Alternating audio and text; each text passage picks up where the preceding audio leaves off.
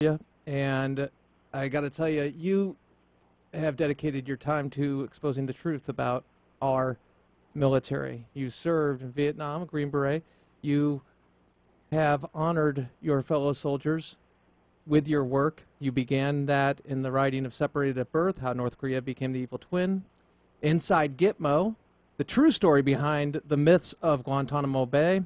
And Warrior Police, which you wrote with your wife, co-authored, Rolling with America's Military Police in World Trouble Spots. Tell me something, Colonel. I'm going to play for you Nancy Pelosi and a comment she made about Benghazi. And I just want to get your feedback on that. Roll it. The American people care about jobs.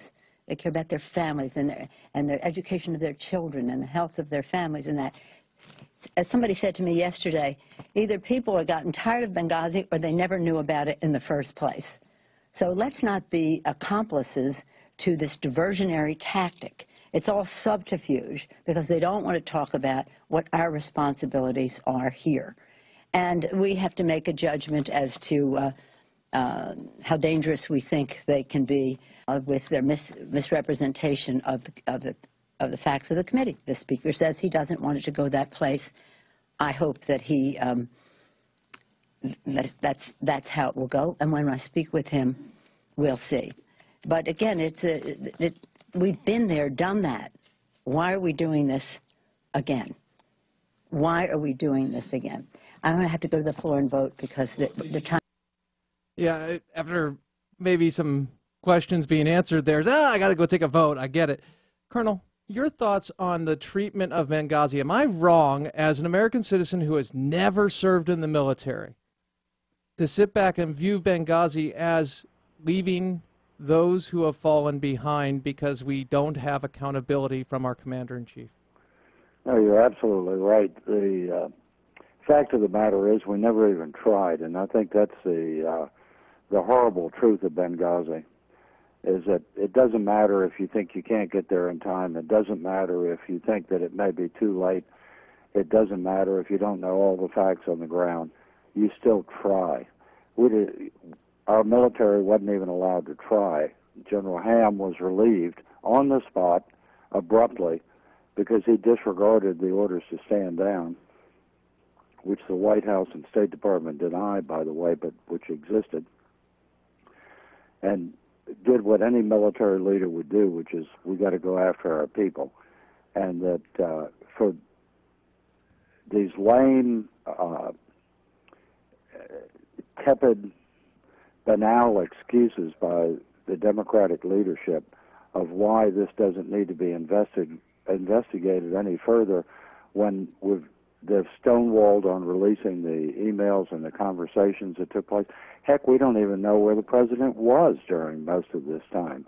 Whereas during the bin Laden raid, we had this hagiographic display of every minute of the president's time as he supposedly personally orchestrated SEAL Team 6 through the raid. Here, we know that at least for 1 hour he called Prime Minister Netanyahu of Israel to mend some fences because of political difficulties he was having. You know, remember this was right before the 2012 election when Joe Biden had said Al-Qaeda is dead and General Motors is alive. So they had to support that failed narrative, and they're still stuck with that.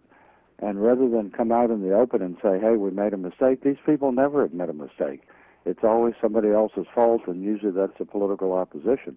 In this case, I hope their feet are held to the fire, and if the Democrats don't want to show up to the committee, it'll show the American people just how much they care about their own. And you know, Stevens was their own. He was an Obama insider, for goodness sakes. And they just wrote him off, much less the other three.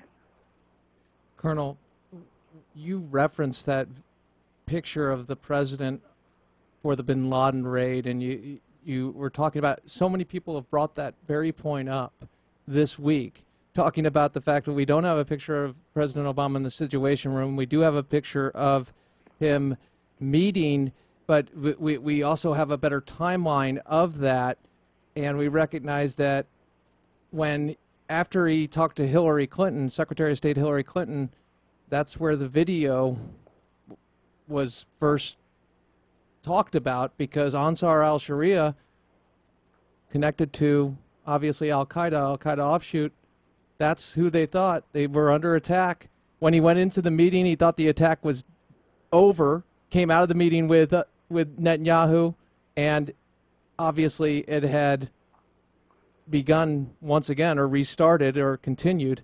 So my question in referencing all of that is, when the president speaks to there's no there's no scandal, there's nothing, hey, we want to make sure it never happens again, why is it important that the president be held accountable for misleading or coming up with a story about a video as opposed to recognizing what it was as an attack? Why is it important? I know that seems like a very stupid question, a silly question, but I have to ask it. No, it's not a stupid question, go Frank, ahead. because half the American people are, go through the life in a fog, and they're very fickle with their attention span. I would dare say if you went down to the mall and took a poll, you'd probably find an enormous number of people who think that, who have no idea what Benghazi is. Some of them might think, Benghazi is the latest rock and roll band. And it's disgusting. I think that Americans have allowed themselves to be so disconnected, not only with the affairs of the world, but also the affairs of their own country, and are so sheepish that they're willing to be led around by the nose by these people who blatantly lie, then lie about the lie, then feign anger when other people call them on it. And that's vintage Pelosi, it's vintage Hillary Clinton. That supposed explosion of anger she had during the testimony when she screamed, what difference does it make? What difference does it make? That was all very calculated, and it was designed to play to their base, and and trying to plant the message in the mind of most Americans. Well, it doesn't make any difference. It's all over now, and there's nothing we can do about it. But the fact remains that you have to be responsible for your own actions, whether as individuals and more particularly as elected officials. And these people aren't. And they lie blatantly, and they expect us to accept it. And the hard, sad, tragic fact is how many of the American people go along with this. And we're dealing with a fluid situation even right now, because Nancy Pelosi, in not nominating or placing people on that committee, says, oh, well, right now, and there's dissension within the ranks. And so what is going to make Nancy Pelosi put people on that committee? Enough Americans being aware of it to say, hey, I know what happened. We need to figure out what's going on here. You have a prosecutor of 15 years experience heading the panel, making it very clear this is about the truth. A very solid panel, by the way, from the solid members of this Benghazi panel that's been selected from John Boehner, the Republican side. So, or select committee, pardon me. The idea is, if people wonder why people are talking about it, it's almost like Nancy Pelosi knows that, so she'll say, oh, Benghazi, nobody really knows about it, nobody wants to hear about it. They're doing everything they can not to have people want to know, care. And I think it's working against them, Colonel. I hope so. I really do, Crane. I mean, this has been the tactic that's been around for decades, that they always do. They trivialize anything that they do. They maximize any mistake that their opponents do.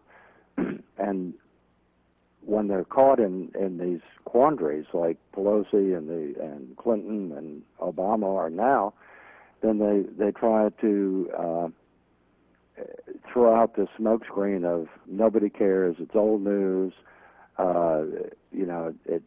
it's a tragedy that we need to move on. How many times have you heard that from Yeah, I remember the Clinton idea was lying under oath. I want to make that very clear. And the reason it cost so much, remember the Bill Clinton and how that turned. Oh, yeah. All you want to talk about is SEX. Well, that's what they go back to, Colonel. I remember having conversations, actually, not with you at the time, but the fact is about that later, and I'm thinking to myself, no, it was about the reason people were spending so much money on it was because they were delaying it. Mm-hmm. They were stonewalling, so it cost more money, and they turned Ken Starr into some kind of pervert, as opposed to somebody who was looking at the law saying, hey, you lied under oath. That's not a small deal for the President of the United States, and people have gone to jail for that. And so, well, go ahead. Clinton was disbarred. Yes, And impeached. He couldn't practice law anymore. Not that he has to, because he's a Democrat rock star. But just, I mean, think of the magnitude of that. A president of the United States is disbarred.